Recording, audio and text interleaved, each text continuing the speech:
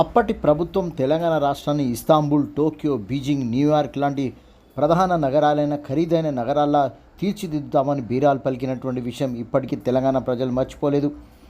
నగరంలో వర్షం పడితే నగరమే ఒక చెరువులా మారిపోతుంది. హైదరాబాద్ నగరమే కాకుండా కరీంనగర్, వరంగల్ లాంటి పెద్ద నగరాలు ఈరోజు ఆ ఎదుర్కొంటున్నటువంటి పరిస్థితి ప్రజలను విస్మయానికి గురి చేస్తుంది. ఇంకా అధికారులు నిర్లక్ష్యం పోలేదనే విషయాలు కొన్ని సంఘటనల ద్వారా పత్రికలు, మీడియా, సోషల్ మీడియా ద్వారా కనిపిస్తున్న అంశం. కరీంనగర్ కలెక్టరేట్లో వీధి కుక్కల సందడి చేసిన విషయం ఇప్పుడు వైరల్గా మారింది. కలెక్టరేట్ ఆఫీసుకు జిల్లాలోని పలు ప్రాంతాల నుండి ఎన్నో రకాల పనులతో ప్రజలు, ప్రజాప్రతినిధులు, అధికారులు వస్తుంటారు. జిల్లాకే ప్రధాన కార్యాలయం, అన్ని రకాలుగా వసతులతో తీర్చిదిద్దాల్సిన పరిస్థితి ఉండాలి. కానీ దురదృష్టవశాత్తు కరీంనగర్ గుండెకాయ లాంటి కార్యాలయంలో కుక్కల బెడదతో చిగురుమామిడి తహసీల్దార్ కుక్కకాటుకు గురైన విషయం ఇప్పుడు వెలుగులోకి వచ్చింది. హుటాహుటిన సిబ్బంది ఆయనను ఆసుపత్రికి తరలించిన విషయం తెలుస్తుంది. తహసీల్దార్కే కాక ఆఫీస్కు వచ్చేపోయే వారిని ఎన్నో రోజులుగా కుక్కలు కరుస్తున్న విషయం ఇప్పుడు బట్టబయలైన విషయం. దీంతో కలెక్టర్ ఆఫీసు అధికారులు, మున్సిపల్ అధికారులకు సమాచారం ఇవ్వగా మున్సిపల్ సిబ్బంది వీధి కుక్కలను కలెక్టర్ ఆఫీసులో ఆవరణలో తిష్టవేసిన వాటిని పట్టుకుపోయారని తెలుస్తుంది. కలెక్టర్ ఆఫీసులో కుక్కలు అనే శీర్షికతో కరీంనగర్ పత్రికల్లో రావడంతో నగర ప్రజలు ముక్కున వేలేసుకుంటున్న పరిస్థితి.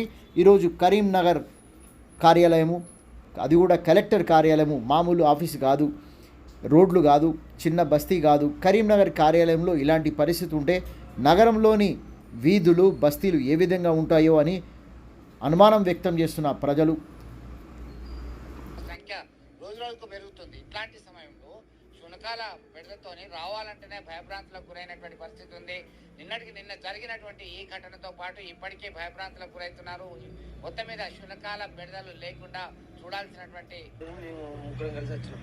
వచ్చి అక్కడ నిలబడి ఫోన్ వచ్చిందని మాట్లాడుతున్నాం కలెక్టర్ వెహికల్ దగ్గర. దాన్ని ఏమనలే, అది వచ్చింది పిక్ పెట్టేసి గత 4 కార్లు పడ్డాయి. బ్లడ్ వెళ్ళింది. మాకన్నా ముందు 5-6 కలిసిందంటే ఇప్పటివరకు ఈరోజు 14 మందిని కలిసింది.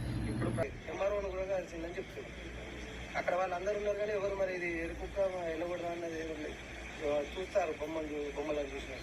మాట్లాడదామని చిన్న వినోద పత్రం ఇద్దామని వచ్చినామండి. వచ్చినాక ఆఫీస్ లోపలికి వినా కూడా కుక్కలనే లోపల.